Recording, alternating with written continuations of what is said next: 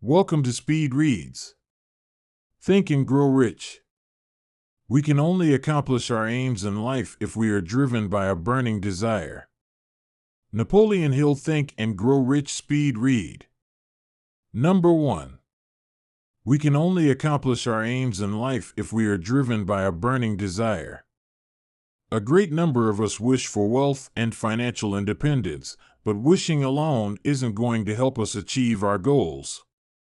If we want to get rich and realize our dreams, we need to recognize a burning desire within us.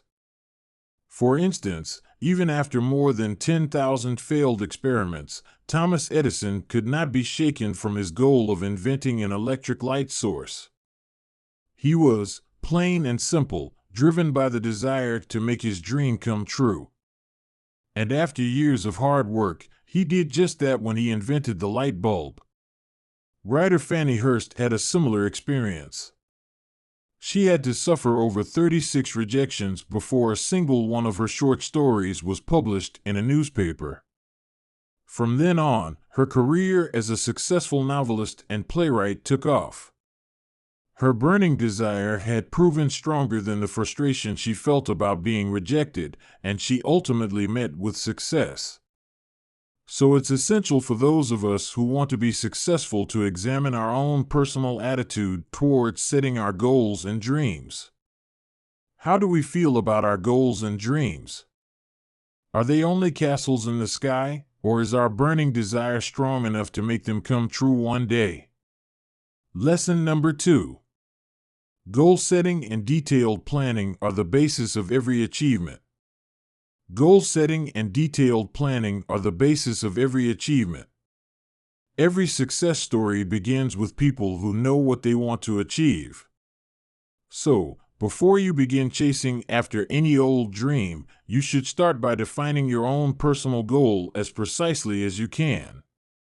For example, if you want to get rich, you should decide precisely how much money you want to make. Additionally, you must have a clear understanding of when you want to achieve your goal and what you're prepared to invest to accomplish it. Because setting a specific goal is pointless if it's floating in some indeterminate future where you'll only ever be able to pursue it half-heartedly.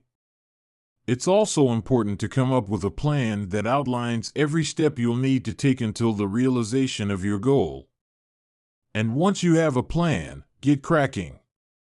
Don't waste another minute. The following method comes in handy if you want to make sure that your desire for success is anchored deeply enough in your own thoughts and actions. First, write down your goal and your detailed plan for achieving it.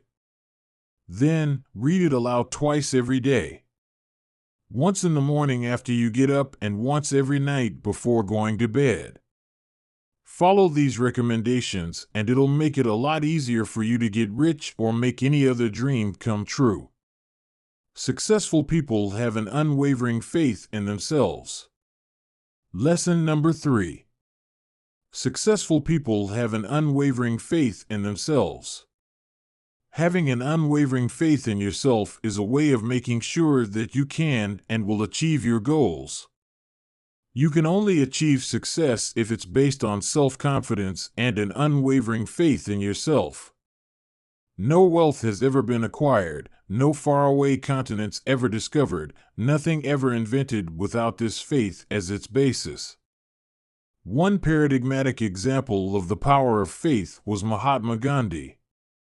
Even without access to the typical instruments of power like money or the military, he managed to defy British colonial power and lead his country to freedom.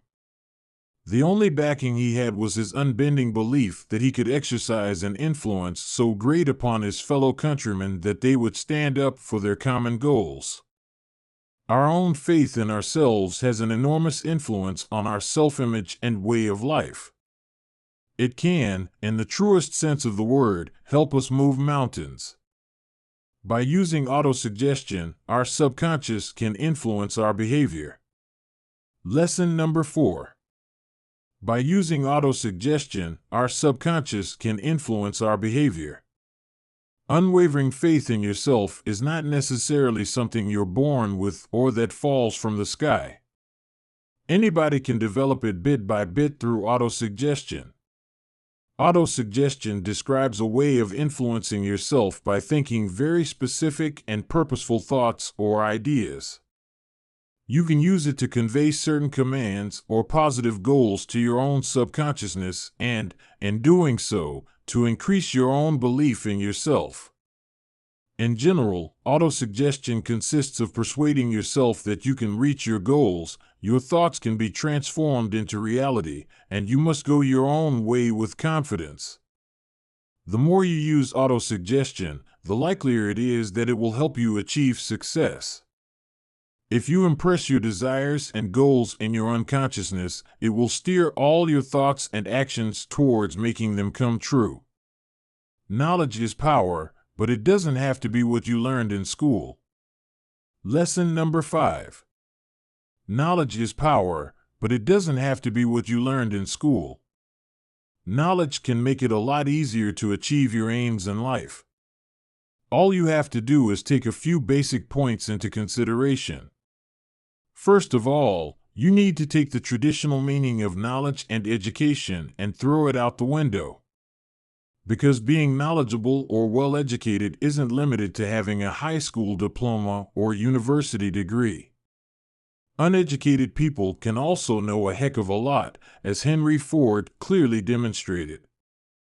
Although he didn't make it to high school, it didn't stop him from establishing an industrial empire and making millions. If you want to be successful, you don't need to stuff your head with too many facts.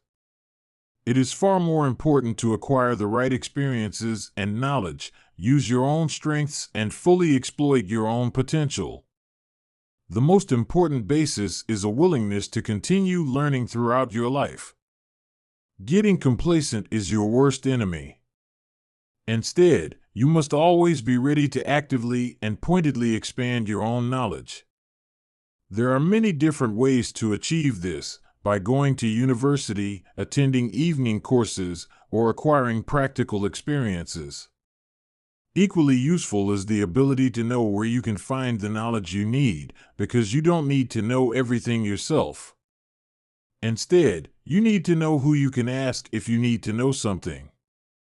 It's usually more practical and productive to be surrounded by a network of experts who share their specialized knowledge than to learn it all yourself. The workshop of the imagination, where we can turn our dreams into reality. Lesson number 6. The workshop of the imagination, where we can turn our dreams into reality. Each and every success story begins with an idea, and behind each and every idea is the imagination. It is, essentially, the creative workshop of our minds that transforms our dreams into ideas, and our ideas into reality. This imaginative ability has two different forms. The first is the creative imagination, and the second is the synthetic imagination. By using our creative imagination, we are able to come up with completely new things. Ingenious composers, visual artists, and writers use this function to create works unlike anything made before.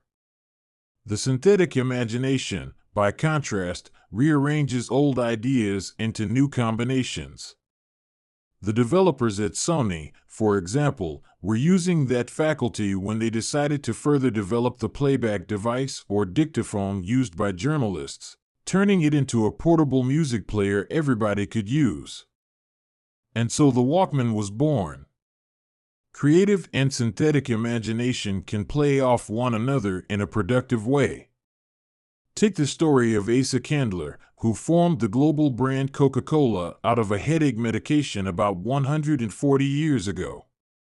Although it wasn't Candler himself who came up with the Coca-Cola recipe, he bought it from a pharmacist for $3,000. He developed the ingenious plans and marketing strategies that turned the product into a huge success. If you want to keep your imagination from getting sluggish, you need to challenge and encourage it. And you can achieve that by stimulating it, keeping it active, and training it like a muscle.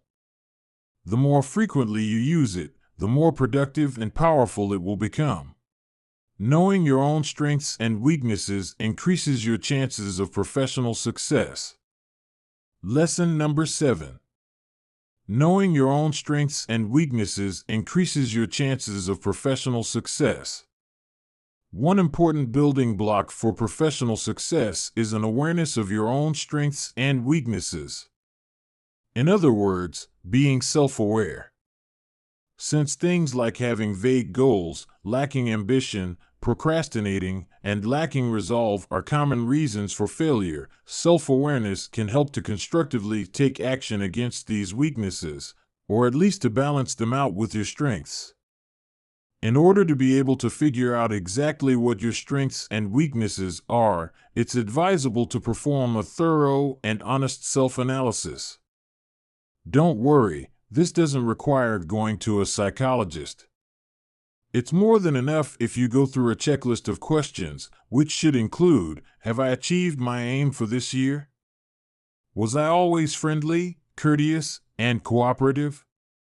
Did I make all decisions promptly and firmly? Then you should compare your subjective self-analysis with somebody else's objective evaluation of you. This works best when you sit down with a person who knows you really well to openly and honestly discuss your strengths and weaknesses. Positive emotions are the key to a successful life and need to be strengthened. Lesson number 8. Positive emotions are the key to a successful life and need to be strengthened. Our subconscious receives and stores sensory stimuli, feelings, and thoughts. It saves everything we've ever experienced, regardless of whether it was positive or negative. But saving information alone isn't all there is to it. Our subconscious is also constantly exercising its influence on our actions. It can shape us positively, endowing us with strength and enterprise, but it can also shape us negatively, misleading us into despondency and pessimism. And so, if we want our subconscious to help us realize our desires and goals, we have to make sure that positive feelings play a leading role in our lives. We must therefore feed our subconscious positive things, because if we do, it will act as a helpful and constructive guide. But if we allow ourselves to feel too many negative sensations such as rage, hate, a desire for revenge, or pessimism, the very opposite will occur. That's why you've taken a huge step when in everyday life you're able to, for example, avoid contact with doomsaying windbags and pay no heed to their discouraging remarks. Instead, you should make it a point to increase all positive impulses such as enthusiasm and love. That's the only way you'll end up developing a positive mentality in the long term. Successful people are remarkable for their determination and steadfastness. Lesson number 9. Successful people are remarkable for their determination and steadfastness. The analysis of over 25,000 life stories of people who failed to achieve professional success shows that a lack of determination is the main reason for their failure. The analysis of the success stories of multimillionaires revealed, by contrast, that they all had two characteristics in common. They were used to making split-second decisions, and, once they made them, they stood firmly behind their decisions. A certain degree of stubbornness, as long as it does not transform into a deaf obstinacy, can even be advantageous. Henry Ford, in particular, was known to stick to his decisions for a long time. For example, many people advised him to replace his famous, but not terribly beautiful, Model T with a new model. But he held onto the car for a long time and was thus able to continue bringing in sizable profits with it. Opinions are cheap. Everybody has one and most people want to dispense them. In order to avoid running into the danger of negative influences and straining your own steadfastness, it makes sense to offer others as few opportunities as possible to express their critical opinions.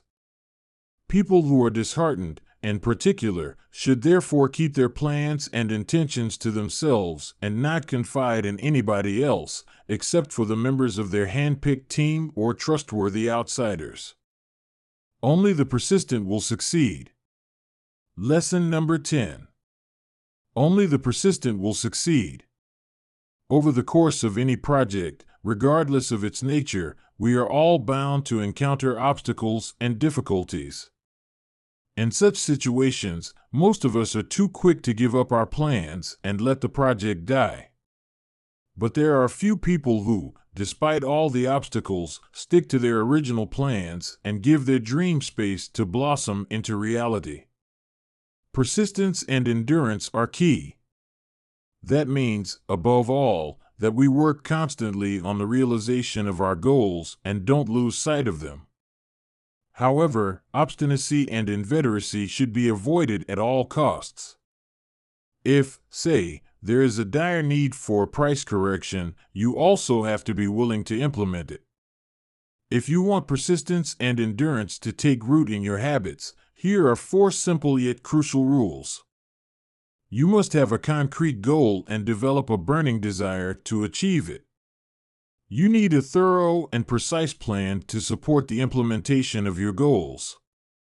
You may not allow yourself to be influenced by negative and disheartening opinions. You need an intimate, trusting relationship to a person or a group that provides you with support and assistance. Think of these rules as a special exercise program to help you build up your personal endurance and persistence. Achieving great things requires being smart and surrounding yourself with smart people.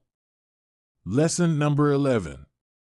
Achieving great things requires being smart and surrounding yourself with smart people. The bigger the goal, the more complex the planning. The more complex the planning, the more difficult the goal's execution. The more difficult the execution, the more dependent the brains behind the project will be on the creative, intellectual, and moral support of others. This mutual backing works best in the form of a brain trust, a select group of intelligent people. A brain trust is a union of like-minded people which, contrary to a network, which is a more casual cooperation between partners, focuses on defining a common goal, developing competencies, and having a system of checks and balances. The most important principle of a brain trust is its synergistic effect.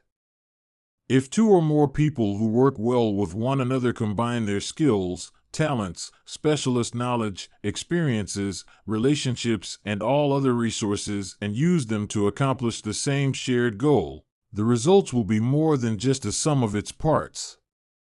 It's a surplus with which you can achieve things you could have never achieved alone.